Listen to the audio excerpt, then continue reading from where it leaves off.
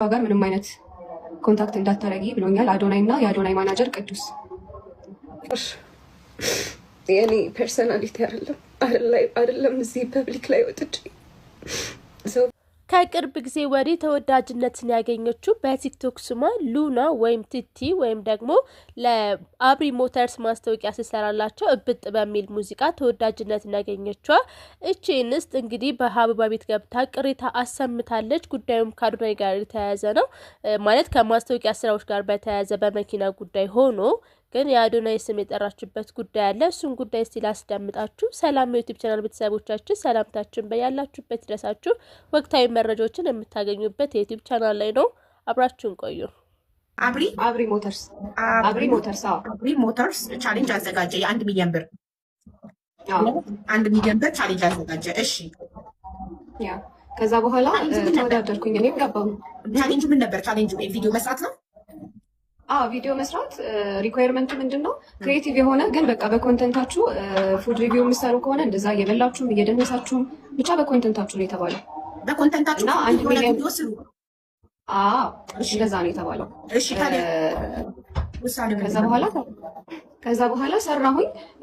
አንድ ሪኳየርመንታቸው 1 ሚሊዮን ካለፍሽ በኋላ ነው በቃ ቻሌንጅ ውስጥ ተሳታፊ ነሽ። ከዛ በታች አልገባሽም ቻሌንጅ ውስጥ። 1 ሚሊዮን ደግሞ ወደ ተገባሽ 1 ሚሊዮን ቪው። ኦልሶ ተደጋጋሚ ቪዲዮ ሰርተሽ ቪዲዮቹ ተጠራቅመው ተቆጥሮ ነው ውጤቱ የሚነገርሽ ማለት ነው። በእይታ ብዛት ነው አንድ ሽልማቱ። ተረዳሽ? በቪው ብዛት። በቪው ብዛት ማለት ነው። ከዛ በኋላ እኔ ሰራዊን ቪዲዮዎች ከኦልሞስት 13 ሚሊዮን አምጥተዋል። ቻሌንጁ ከየት እንደሚቆይ ነገር መጀመሪያ ደስ ያላችሁ። ጥቅምት ላይ ነው የጀመረው። ጥቅምት 1 ነው የጀመረው። ህዳር 15 ነበር የሚያልቀው።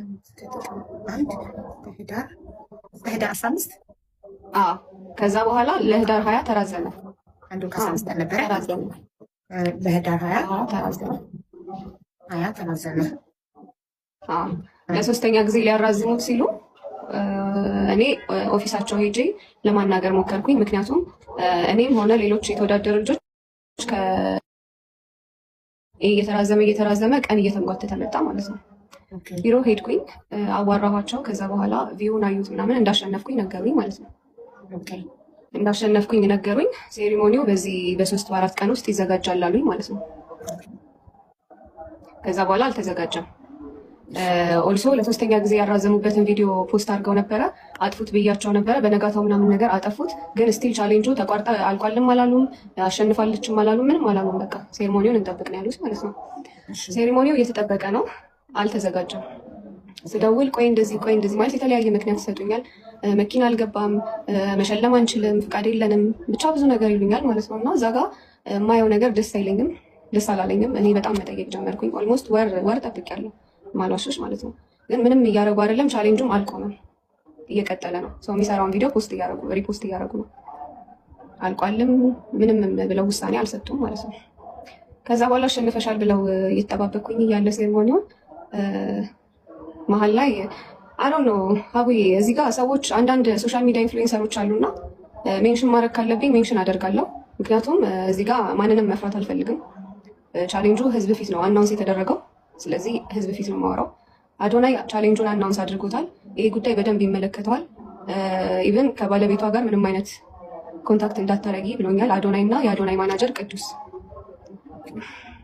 የአዶናይ ማናጀር ሁለቱ ናቸው ጉዳዩን አንድ ላይ ያደረጉት። እነሱ ናቸው በዚህ መሀል ላይ የተለያየ ምክንያት እየሰጡ የዚህ ድረስ ያቆዩ ማለት ነው። አሸንፈሻበት ማስረጃ አለሽ? አለኝ፣ ቴክስት አለኝ። አዶናይ የላከልኝ ቴክስት አለኝ። ሴትዮዋን መሀል ላይ ላናግራት ሞክሬ ነበረ። ምንም አታመጭም አይነት ነገር አለችኝ። ከዛ በኋላ ራሴ በቃ ያው ብልጥ የያዘውን ይዞ ነው የሚያለቅሰው ብዬ አንገቴን ደፋው። እንደዛ ከተናገረችኝም በኋላ በስነስርዓት ነው ያዋራኋት። ከዛ በመሀል እኔ በጣም ችግር ውስጥ ወደኩኝ ማለት ነው። እዚህ ጋር የረሳሁት ነገር ቻሌንጁን ቪዲዮ አቁሙ ብዬ ልነግራቸው የሄድኩ ጊዜ ስልሽ 100,000 ብር እንስጥሽ እያሉኝ ነበረ። 100,000 ብር እንስጥሽ እያሉኝ ነበረ ማለት ነው። 100,000 ብር እንሰጥሻለን ቻሌንጁ ይቀጥላል አሉኝ ማለት ነው። እኔ ደግሞ አይቀጥልም አልኩኝ። ምክንያቱም አልፈልግም። 100,000 ብር አይደለም የምፈልገው። እዚህ ጋር ሰርቻለሁ። 13 ሚሊዮን ሰው አይቶታል። የማስታወቂያውን ሳውንድ አንዱን 11,000 ሰው ተጠቅሞታል። ለማስታወቂያ የሰራሁትን ዘፈን ነው የምልሽ፣ የመኪና ማስታወቂያ 11,000 ሰው ተጠቅሞ ቪዲዮ ሰርቶበታል። አንዱን ዘፈን ደግሞ 1300 ሰው ምናምን ሰርቶበታል። ቶታል መናገር የምትፈልገው ነገር ቪዲዮዎች ሰርተሻል ጠቅላላ?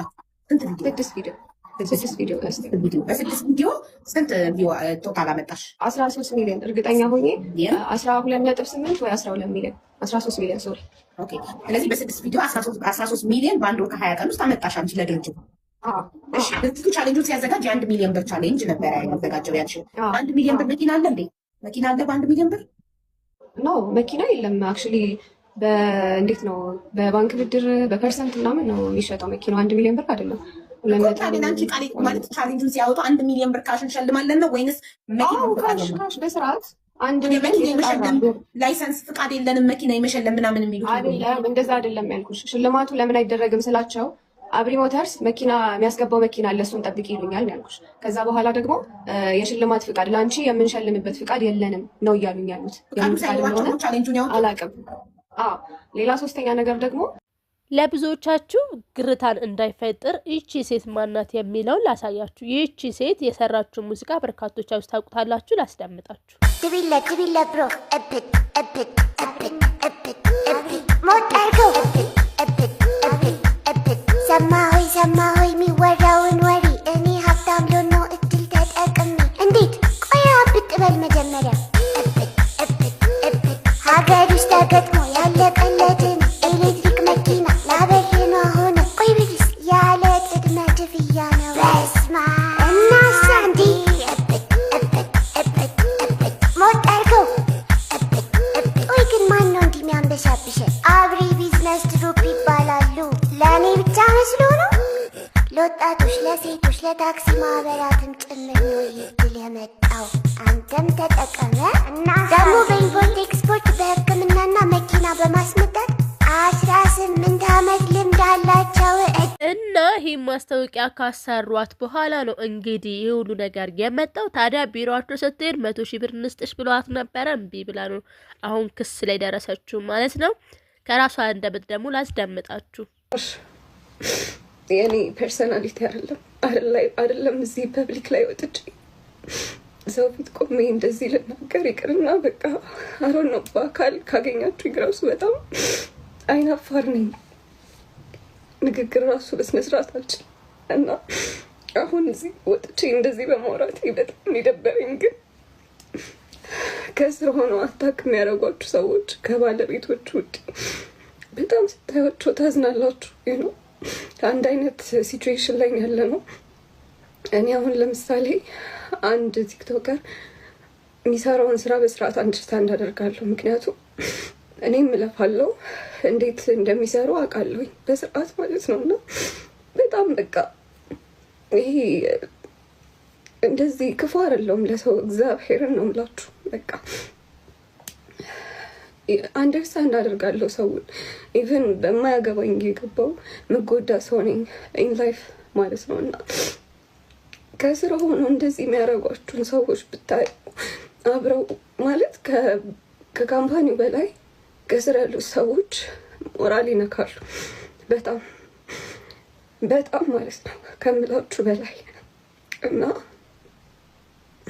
ስራዬን መስራት እስኪያቅተኝ ድረስ ምላችሁ ቪዲዮ ፖስት ማድረግ እስኪያቅተኝ ድረስ ሳምንቱ ሙሉ ታምሜ ተኝቼ ነበር። በእነሱ ንዴት ሰው ታሞብኝ ሊሞትብኝ ደርሶ ነበር። አይ ነው ይሄ የእነሱ ቢዝነስ አይደለም፣ ግን ሰው ነኝ፣ ሰርቻለሁ ለእነሱ። በቃ ማለት ቻሌንጁን ከመወዳደር ውጪ እኔ ራሴ ቻሌንጅ አዘጋጅላችኋለሁ ብዬ ነበር በማያገባኝ ማለት ነው። ጀስት ሴትዮዋ ናይስ ነች እና በቃ ሰው ናይስ ከሆነልኝ ስራ ላይ ናይስ ነኝ እኔ፣ ናይስ ካልሆነልኝ ደግሞ አይደለሁም። ብቻ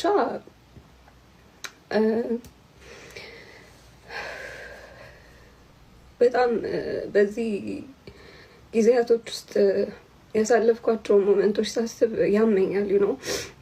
በጣም ሀስለር ነኝ እኔ። ታዲያ በዚህ ጉዳይ እናንተስ ምን ሀሳብ አስተያየት አላችሁ? ኮሜንት ሴክሽናችን ክፍት ነው፣ አስቀምጡልን፣ አጋሩልን። ማንኛውም እንደዚህ አይነት ጉዳዮችን ለማግኘት ዩቲዩብ ቻናላችንን ሰብስክራይብ እና ላይክ ማድረጋችሁ እንዳይረሳ። ወዳችኋለሁ።